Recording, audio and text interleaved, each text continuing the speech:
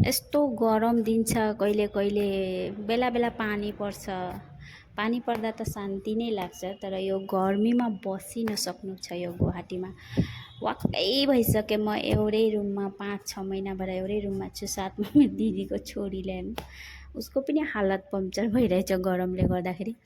कहिले आउनुहुन्छ अङ्कल भन्न थाली, त्यसले पनि अब के गर्नु, बुढाको छुट्टी पनि खत्तम भएर गइसक्नु भएको थियो 11 तारिक। मैले देखाइनँ हजुरहरूलाई। अनि त्यहाँबाट फेरि आउँछु है म भनेर जानुभएको थियो, त्यही भएर मैले पठाइदिएँ। अब रिक्वेस्ट गरेर पल्टनबाट रिक्वेस्ट गरेर यतै क्वार्टर लिने भनेर जानुभएको छ। 5-6 महिना भने यो रुममा म परिराखेको छु। हेर्नु, त्यहीँ किचन छ, त्यहीँ बाथरुम छ, बेड छ 2टा, त्यही हेर्नु एउटै रुममा। यो एउटै रुममा बस्दा बस्दा मलाई जेलमा बसे जस्तो लाग्छ आजकल।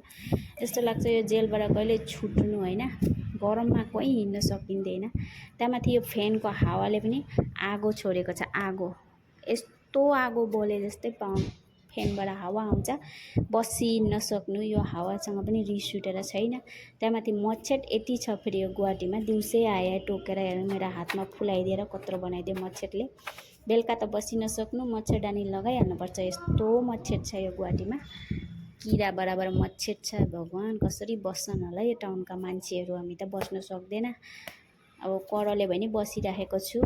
यहाँ हेर्न सक्नुहुन्छ गरम गुवाहाटीको। उता हेर्नु त्यो रुम हाम्रो रुम छेउ हो, म छु अहिले यहाँ मालिकको नयाँ रुममा। मेडिकल छेउ भएर यहाँको मान्छेलाई कमाउनु जरुरी नै छैन। यस्तो पाराले घर बनाइदिएपछि, रेन्ट दिएपछि, रुम बनाएपछि, एउटै रुममा किचन बाथरुम सबै थोक बनाएर यसरी दिए भने यिनीहरूले यति नै पैसा कमाउँछन् कि यिनीहरूलाई नोकरी गर्ने जरुरी नै छैन। हेर्नु त, यस्तो रुम बनाइदिएको छ। अब यसलाई राम्ररी बनाएर यसैलाई 12,000 महिनाको दिनुपर्ने छ। हामी बसेको त 8,000 हो, अहिले यो चाहिँ 12,000मा दिन्छु भन्दैछ मालिकले, बनाउँदैछ। मेडिकल छेउमै छ, मान्छे आइरहेछन् बस्छन् होइन। अब हामी चाहिँ करले बस्नु परेको छ, अब के गर्नु, उपाय छैन गरममा। मेरो बुढा त आइसक्नु भयो पल्टनबाट, छुट्टी पनि दिनुभयो, धन्नै भने जस्तै पुग्दैछ होइन मलाई।